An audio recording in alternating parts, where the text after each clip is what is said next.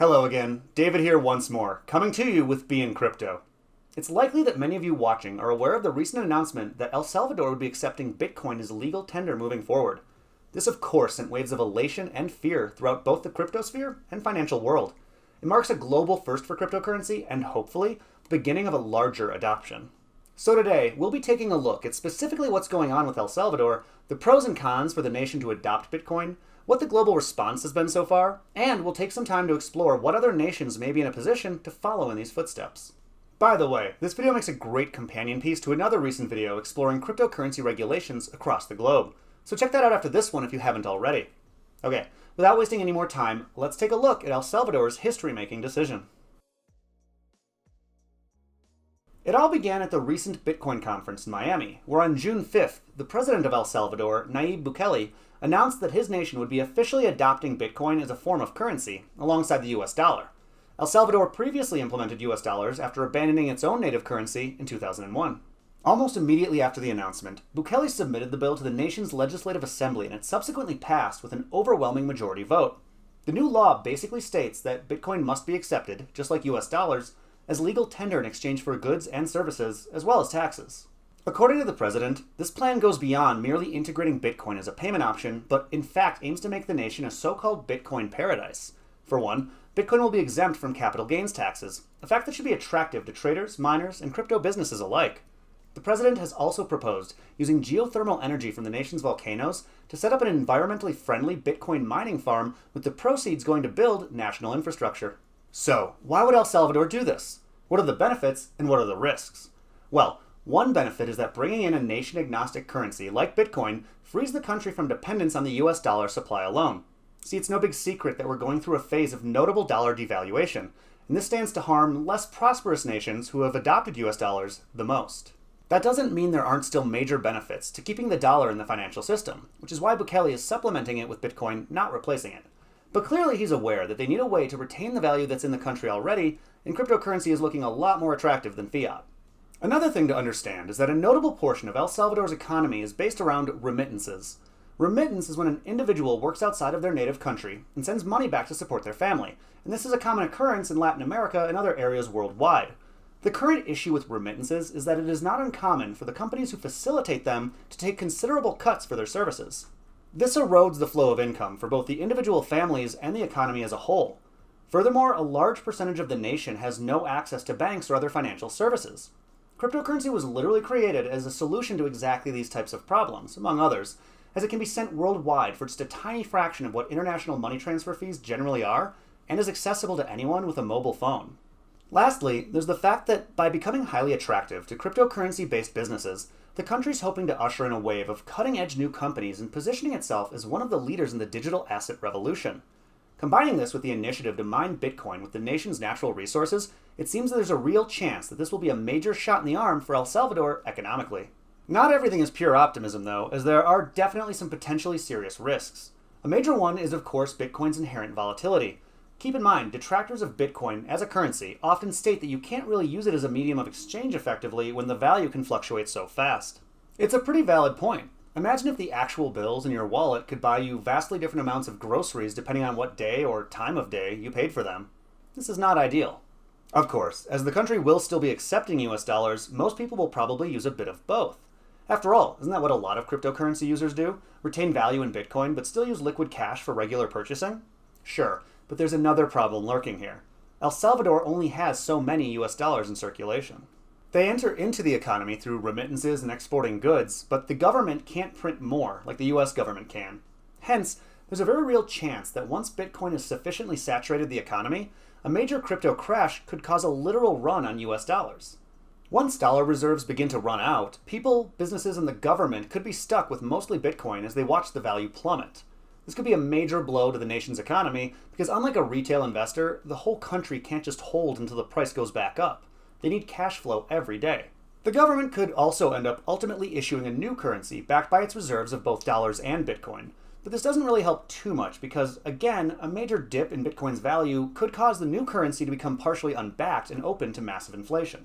These are admittedly simplified scenarios, but the point is that there are very real issues that could emerge if the supply of assets isn't handled carefully. This is understood by many and has undoubtedly played a part in some of the global response seen to this announcement. In fact, there's been a wide range of overall sentiment surrounding this move. For example, the International Monetary Fund, or IMF, has raised concerns over the decision, including its legality. Furthermore, the World Bank flat out denied El Salvador any assistance in implementing Bitcoin, not explicitly based on the economic grounds we just mentioned, but rather citing the asset's, quote, environmental and transparency shortcomings. Even within El Salvador, there's been some pushback.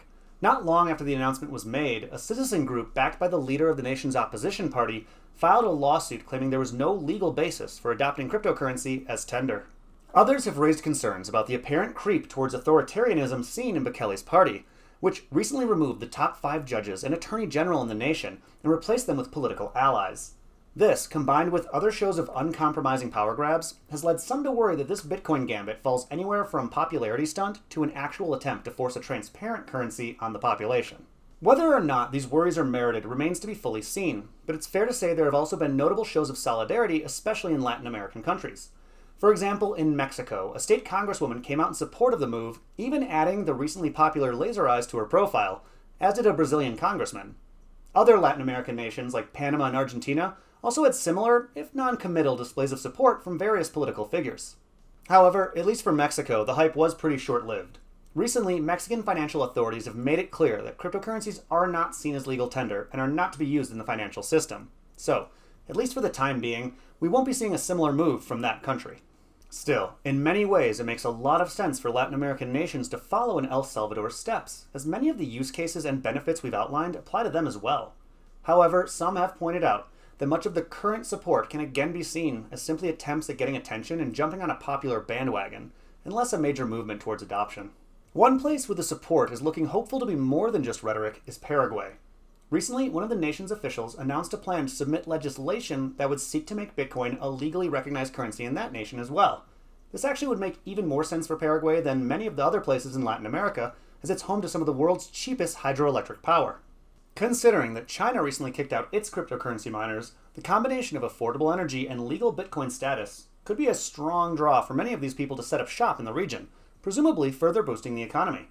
Will it come to pass? Only time will tell. Meanwhile, over in Africa, the Tanzanian president called upon the central bank to begin working on facilitating the widespread use of cryptocurrencies across the nation. Then there's the fact that Russell Okung, an NFL player of Nigerian descent, recently penned an open letter to the Nigerian president imploring the country to adopt a Bitcoin standard or risk falling behind. However, in other parts of the world, some nations remain staunchly opposed. China's hostility to any cryptocurrency but their own central bank digital currency is hardly news, and while the US hasn't turned against crypto, they aren't really embracing it either. Then look at the Netherlands, where the director of the Dutch Bureau for Economic Analysis under the Ministry of Economic Affairs and Climate Policy just released an essay titled, specifically, "The Netherlands Must Ban Bitcoin." His arguments are nothing new and revolve around the tired claims that Bitcoin has no value and is rife with fraud and scams. Ultimately, the landscape is still fairly fragmented all over the world, and more than likely at least some nations are waiting to see how things play out in El Salvador. Overall, places with situations similar to Latin America and Africa, with unbanked populations and economies reliant on remittances, stand to benefit the most from currencies like Bitcoin. This is especially true if they're currently dependent on US dollars. However, as we've laid out, very few countries are signaling explicitly that they intend to embrace crypto as an actual currency. Even the news out of El Salvador is still very fresh, so it's plausible that in the coming months and years, we'll see some of these tunes change as the Bitcoin experiment inside that nation unfolds. In the meantime, whether or not your government recognizes decentralized assets as currency, it's still legal to hold and use privately in most places. So, if you're looking to get your hands on some Bitcoin, Ethereum, or stablecoins, then why not head over to the Stormgain Cryptocurrency Exchange? Stormgain is not only one of the hottest up-and-coming exchanges out there, it also offers several valuable perks, such as a loyalty program, bonuses for referrals, annual interest on crypto deposits, and using the official app, you can even begin cloud mining cryptocurrency for free today. If you're looking to purchase stablecoins, Bitcoin, Ethereum, or other forms of cryptocurrency, then just know that Stormgain offers a bit more than most other exchanges, so be sure to check them out. Well, that'll do it for us today. The story of Bitcoin adoption is still an evolving one, and right now there's a lot of eyes on the situation, but few governments are stepping up. However, new stories about crypto acceptance are coming out all the time, from all over the world, and you're going to want to keep up. So why not check us out over at BeInCrypto.com, where you'll find daily updates, analysis, and more. Also, don't forget about our other content right here on YouTube, such as interviews, educational videos, and our bi-weekly news show. And lastly, if trading is your thing, then come join our trading community on Telegram, where you'll get access to the latest technical analysis from our top traders. As we always say, thanks to everyone for watching, and we'll see you right here again real soon.